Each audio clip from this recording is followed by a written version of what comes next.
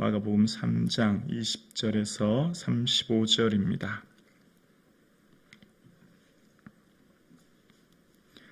마가복음 3장 20절에서 35절 말씀입니다. 하나님 말씀을 다 함께 한 목소리로 합독하시겠습니다. 함께요. 집에 들어가시니 무리가 다시 모임으로 식사할 겨를도 없는지라 예수의 친족들이 듣고 그를 붙들러 나오니 이는 그가 미쳤다 하밀러라. 예루살렘에서 내려온 서기관들은 그가 바알세불이 집혔다 하며 또 귀신의 왕을 힘입어 귀신을 쫓아낸다 하니 예수께서 그들을 불러다가 비유로 말씀하시되 사단이 어찌 사단을 쫓아낼 수 있느냐. 또 만일 나라가 스스로 분쟁하면 그 나라가 설 수 없고 만일 집이 스스로 분쟁하면 그 집이 설 수 없고 만일 사단이 자기를 거스려 일어나 분쟁하면 설 수 없고 망하느니라. 사람이 먼저 강한 자를 결박하지 않고는 그 강한 자의 집에 들어가 세간을 강탈하지 못하리니 결박한 후에야 그 집을 강탈하리라. 내가 진실로 너희에게 이르노니 사람의 모든 죄와 모든 모독하는 일은 사하심을 얻되 누구든지 성령을 모독하는 자는 영원히 사하심을 얻지 못하고 영원한 죄가 되느니라 하시니 이는 그들이 말하기를 더러운 귀신이 들렸다 하밀러라. 그때 예수의 어머니와 동생들이 와서 밖에 서서 사람을 보내어 예수를 부르니 무리가 예수를 둘러앉았다가 여짜오되 보소서 당신의 어머니와 동생들과 누이들이 밖에서 찾나이다. 대답하시되 내가 내 어머니 누가 내 어머니며 동생이냐 하시고 둘러앉은 자들을 보시며 이르시되 내 어머니와 내 동생들을 보라. 누구든지 하나님의 뜻대로 행하는 자가 내 형제요 자매요 어머니니라. 아멘. 예수님의 삶, 이 땅에서 살아가신 삶을 보면 예수님이 웃었다라고는 표현은 사실 공간복음에서는 찾아볼 수가 없고요. 반대로 우셨다라고는 표현과 또 노하셨다는 표현이 많이 등장하는 것을 보게 되었습니다. 그만큼 예수님께서 이 세상에 사셨던 삶은 오해와 모함을 받는 삶이셨고 그 삶의 길은 고독과 외로움의 길이셨습니다. 그러니까 우리의 삶 가운데 예수님을 가신 그 길을 따라간다고 하는 것은 우리의 삶 또한 오해와 모함을 받게 될 뿐만 아니라 예수님처럼 고독과 외로움의 길이 될 수 있다는 거죠. 오늘 본문의 20절에 보면 집에 들어가시니 라고 이야기합니다. 우리가 쉼의 공간이 집 아니겠습니까? 그런데 그때 무리가 다시 모임으로 식사할 겨를도 없는지라 라고 이야기합니다. 그러니까 예수님이 얼마나 바쁘게 분주하게 한 사람이라도 더 고치기 위해 애쓰시고 노력하시고 수고하시는 예수님의 모습을 알 수 있습니다. 예수님의 그 마음 중심에는 그 병자를 향한 애잔한 아픔의 마음을 공감하시고 그래서 어떻게든 병자 한 사람도 고치기 위해 애쓰시는 모습을 알게 되어지는데요.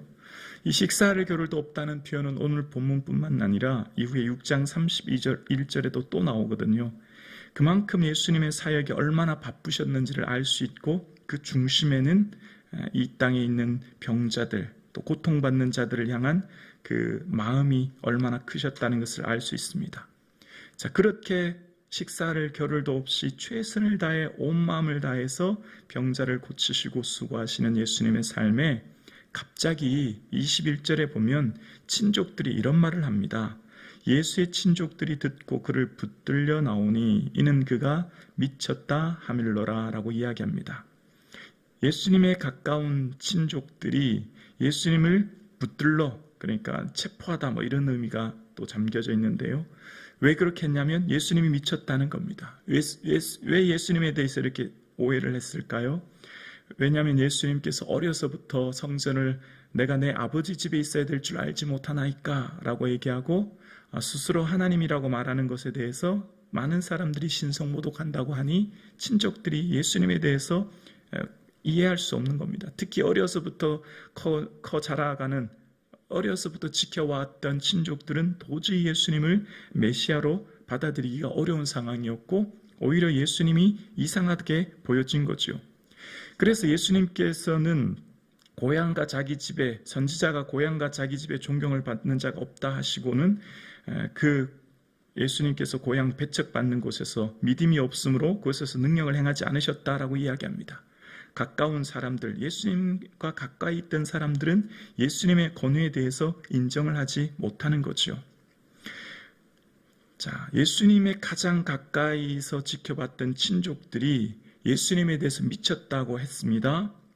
자, 여기서 예수님 또한 마음이 얼마나 힘들고 어려우셨겠습니까? 그런데 또 여기서 끝나는 게 아니에요. 서기관들이 예수님에 대해서 마귀의 능력으로 귀신을 쫓는다라고 하면서 30절에 보면 예수님에 대해서 더러운 귀신이 들렸다 이렇게 이해하는 것입니다. 예수님에 대해서 가까운 친족들은 미쳤다고 하지요. 또한 서기관들은 예수님에 대해서 귀신 들렸다고 하고 귀신의 마귀의 능력으로 귀신을 쫓는다 이렇게 이야기하는 것입니다. 예수님의 그 삶이 얼마나 큰 고독과 외로움이 있는지를 알게 되어집니다. 오늘 함께 예배드리시는 사랑하는 성도님, 우리의 삶의 신앙의 길이 어떻습니까? 믿음으로 주님을 따라가는 이 길이 기쁘고 즐겁고 감사할 때도 있지만 사실은 힘들고 지칠 때도 많고 고독하고 외로울 때도 많습니다. 그 고독하고 외로운 건 왜일까요?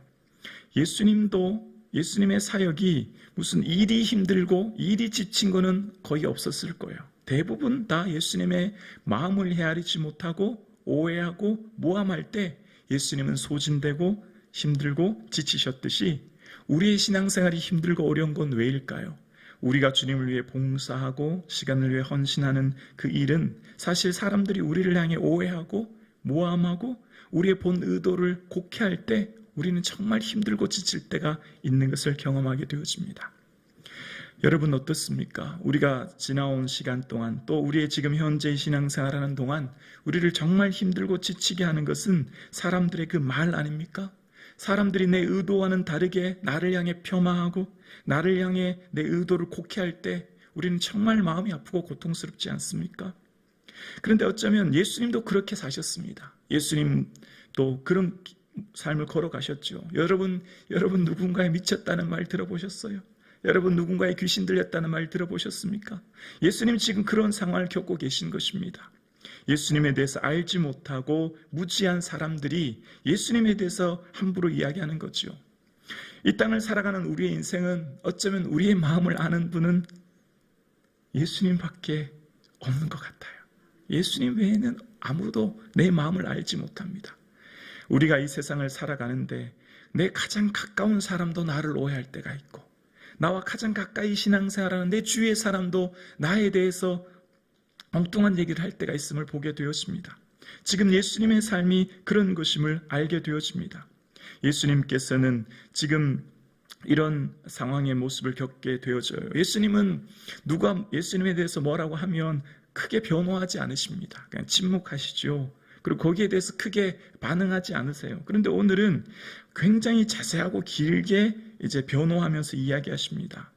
그러니까 예수님께서 더러운 귀신이 들렸다고 하고 마귀의 능력으로 귀신을 쫓는다고 하는 그 말씀을 들을 때 사단의 세계에도 질서가 있다. 어떻게 귀신이 귀신을 쫓을 수 있느냐? 그럼 어떻게 분쟁하는 나라가 설 수 없듯이 어떻게 그 나라가 설 수 있느냐? 그렇게 이제 자세하게 설명을 하시면서 이제 성령을 모독하는 자는 사하심을 받지 못한다라고 말씀하시는 것을 보게 되었습니다.